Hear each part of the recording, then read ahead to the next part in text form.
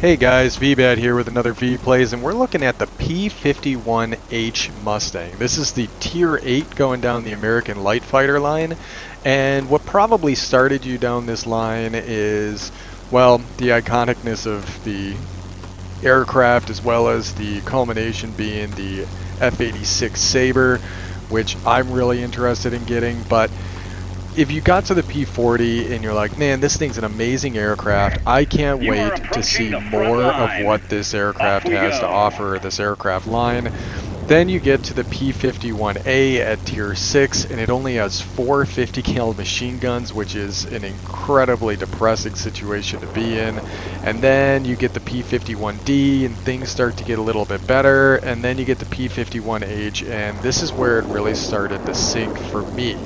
Now, it took a while for me to understand how this aircraft works because I saw small diamond light fighters, so I must be a turning fighter. I'm going to get into turn and burn fights and play against other guys in tight brawling matches, but that is not what this aircraft is built for. This is an altitude energy fighter, and what that really means is this aircraft likes to stay up high, it likes to keep its boost, it likes to keep its speed up, and it wants to engage aircraft that it has unfair fights with. Now, you always want to get into an unfair fight, but in this case, you're looking at chasing down heavies that think that they can outrun you, which is going to be a hard proposition because the P-51H was noted as being one of the fastest piston-driven aircraft in history. It is just an experimentation, essentially, of what could you possibly do with a Mustang to make the thing go just uber fast, just absolutely ridiculous speeds. And one of the problems this aircraft had was it started to discover that it was broaching on the edge of the speed of sound, and as a result the thing ended up having some maneuverability issues at high speed. So it kind of led to the development of future technology to be able to overcome those control lock situations that you'd have, and it kind of led to the development of faster than speed sound. So this was a little bit of a nice experimentation for it. Now, we're talking about theory and things that aren't actually happening in games, so let's focus a little bit more on the aircraft as it plays in this video game. And in this video game, as an energy fighter, we prefer to be up high. We had to come down here and fight these guys, that's fine, but these 650 cals don't work well at range at all. Like, it doesn't matter that it's a red number and I'm at optimal range, so I should be crushing you. What it really likes to do is this right here. It wants to put the guns right on the enemy and just wreck them. It's got to get close.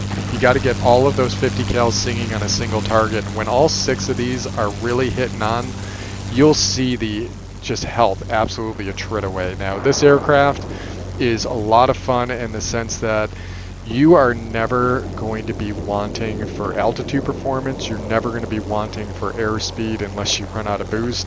As long as you manage your energy situation, you will find that you are going to be more than capable to be able to go up against any aircraft that want to climb up to reach you at higher altitudes.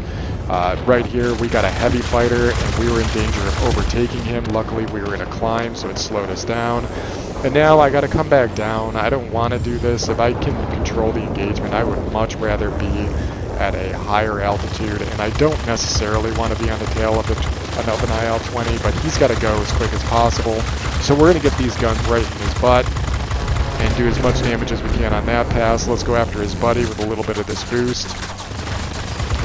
See if we can crush him. If we can kill one of these guys, it'll buy us some time on the cap. But if you're not careful, an IL-20 will absolutely wreck a site. So we gotta be a little bit more cautious about these turns, and we have to kill this guy in this pass, guys. If we don't kill him, we're gonna lose the zone. Ooh, we got it. So it's not the most nimble of light fighters, but it's going to be nimble enough to be able to go up against most of the multi-role fighters. It'll be able to counter the heavy aircraft at altitude very easily. It's going to outturn a heavy, obviously, but what it's going to lack in is being able to come down here and turn with turning fighters. So you don't want to be down here goofing with those guys. That's not going to help you out at all. You want to be at high altitude if you can maintain it. Now I'm playing in a mostly bot match. There's only one other player on the enemy team in an ME-209. So I'm kind of at a disadvantage when it comes to that because I have to play all roles when you're playing by yourself. So I do not want to sit in his tail gunner. So I'm going to come up here and see if we can take out this RB-17. But I don't want to go down at low altitude if I can avoid it. Maintain this high altitude capability. Most light fighters aren't going to be able to come up here and do what you're doing right now and just wreck these aircraft. Now, when it comes to the guns, they take forever to overheat because they're 50 cals, and I like running... Oh, this is bad, my pilot's out. I cannot sustain a fight against him if I can't kill him. So let's just sit under him for a minute. Yeah, he's on fire. Let's wait for this pilot to come back. Yeah, we can stay up here all day. We can stay up here and fight against these aircraft quite effectively. That pilot's back. Yes, let's kill this guy. Oh, him taking out my pilot really wrecked my day. We lost the military base. We do have a bit of a points lead right now. But man, how many RB-17s do they have on this team? I am running universal ammo with the 50 cals. It is cheap to run universal ammo on 50 cals, so I run it on most aircraft that equip 50s, so that way I can do what I'm doing right here. I'm crippling that aircraft, I'm lighting him on fire. You don't see it right now, but he is burning, and gone. Oh, who stole that? I hear a jet. Yeah, you get out of here, 1056. That 1056 isn't going to be able to handle that altitude as well as I can handle it over here. Now, I want to get the zone back. I was distracted. I wanted to go after that garrison, but let's go ahead and stay up at altitude and focus down these heavies, which is what we're really good at. So, not going to go after the first one. This is just a word of advice for any of you guys that are playing this game. Go after the second one, so that way you don't automatically have an aircraft on your tail. That's a problem. Now watch this boost. Boom, we're already up to speed. We're even overtaking our own heavy aircraft. That's a jet. I gotta slow down because I don't want to run into him. The airfields are ours. Can you kill him now? We've got the enemy contained. I don't want to shoot over your shoulder the whole battle. Let's try and get up and over so I can actually shoot at this guy. There's an enemy player. There's a heavy storm here. Unable to Helping my buddy. Always help your buddies. Do you copy? We could capture this zone right now if I killed that one aircraft, but we got to get this guy's clear off of our friend because it's squall line. If we can kill him, we've captured the military base. Always help your buddies out, guys. What are you? ME-262? Okay, you're about to see something strange. I'm going to be able to essentially keep up with him. Granted, he's turning, but that's the nice thing about this airframe, is I can keep on this heavy fighter, and if I can cripple his engine, then we got him. We got him in the bag. Now he is wiggling around, but I can fire for days, son. Days. Just let him cool off a little bit, and we'll go back at it. And I'm just chasing this guy forever. Like, to make a heavy run from a light fighter, that's quite a feat, that this thing can even do this. Air supremacy achieved. Oh, and air supremacy? Game over, guys. Game over. Now, we did overheat the guns there. Let's use the boost. He's turning again. Mistakes were made. But if you get a player that just wants to run away, and you can cripple him, he's gone. And that's unprecedented. I'm sure a lot of you guys are thinking, man, I'm at tier 8. I'm going up against heavy fighters. How can I possibly compete with a heavy fighter that's jet powered? It's just too much. He's going to outrun me in every situation. Not with the P-51H. At the very least, you'd be able to stay close enough to be able to hit him with the guns. And running full universal ammo on this thing, you'll see in the post game here, it's not that expensive, and you can rip apart engines, wings, make him an easier target, so that way you can eventually crush him. So you can see here, this is a ×3 weekend, and I'm running premium, so Yes, I ended up getting 11,000 credits. I'm getting closer to the FJ1, thank goodness. As much as I've gotten used to the Mustangs, I've seen enough of them for my time, so it's time to move on. But even running non-premium, 71,000 credits, and granted this was a pretty good game for us. 1,300 personal points, not bad at all. Killed 14 air targets. Never died, so that was good. We managed to get the Akamatsu medal for 400 capture points. We also got Conqueror for earning at least 450 capture points because we flipped that zone twice, and we got Flying Warrior badge. This thing likes to sit at what Strike Gaming would call the buffet. We like to sit in the middle. We want to get in our altitude spot, and we're just going to sit in our pocket. We're going to take a zone, and then we're going to hold it. We're going to find a nice strategic one like that rocket base to do that type of effort in. Now, we took out quite a few different aircraft. We took out ground attackers. We took out bombers. We took out heavy fighters. This thing can do it all, but you have to know which engagements to get into. You do not want to get in a turn and burn fight with any of the Spitfires or any of the Japanese aircraft because you're just not going to be able to outmaneuver them with a 10-second turn time. But if you can separate from the engagement and then come back or drag them up to high altitude, where they're not able to perform, you can really turn the tables on them. So the P-51H does have some advantages. You just have to get used to the fact that this line doesn't operate like any of the other light fighter lines that you're used to by just spinning around in circles over a capture zone. You're going to have to really try and take advantage of that speed and altitude capability to turn fights in your favor. So let's take a look at pilot skills. It goes without saying Veebat likes running marksman on most of his aircraft, but I'm questioning this now because I got to get so close to an aircraft in order to use the 50 kills. Is it really worth it without marksman 2? I'm going to experiment later and see what this is like with a marksman 2 build, but for the time being I'm just going to leave things the way they are. It seems to be working. I don't want to mess with a good thing, but when I get to the FJ1 I'll most likely give it a shot and see if that actually has that much of an effect. I don't think, right now at least, that marksman skills are going to be nearly as effective when it comes to 50 kills. I think that's more of a cannon system, because cannons you can't afford to miss because you'll overheat. 50 kills, fire for days, doesn't matter. Engine Guru 1, we want the engine output from this aircraft. We know that a strength is the altitude performance and engine power and speed, so let's give it the ability to climb and stay at speed in order to chase down those heavies.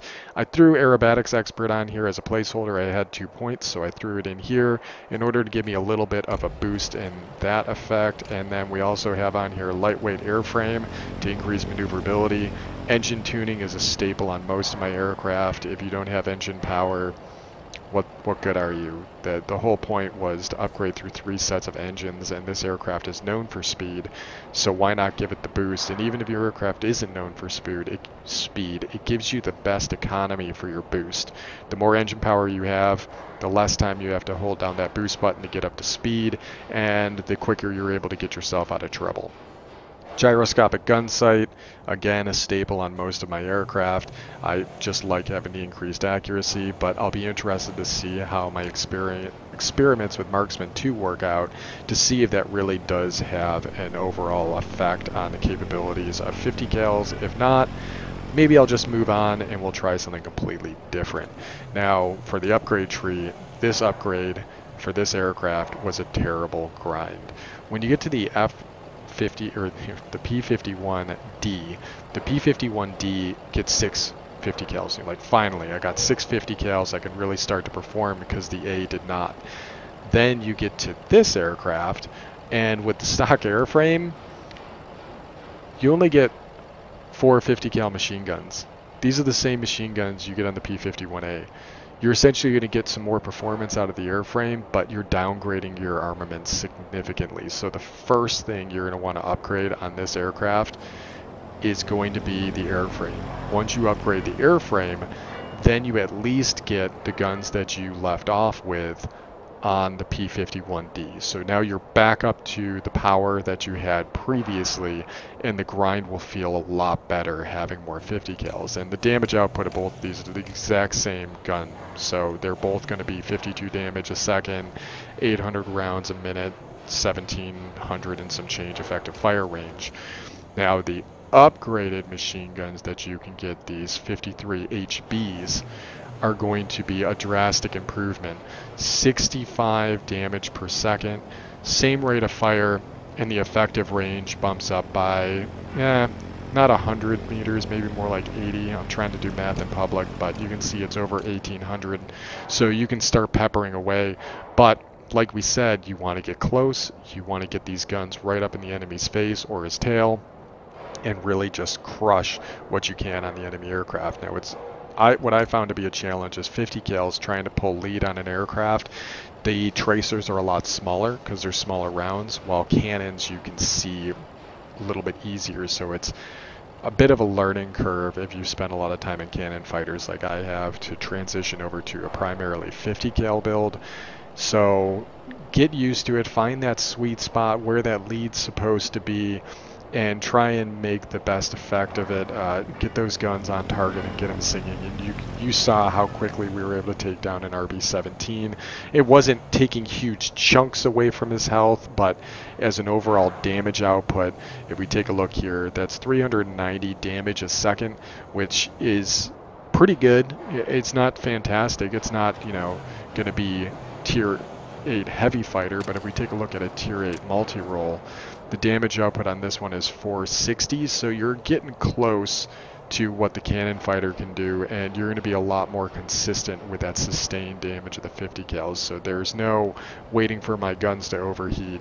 I can crush you guys before you have a chance to get away with my Mustang. So get used to this airframe, try to get used to those tactics early on so the grind is better.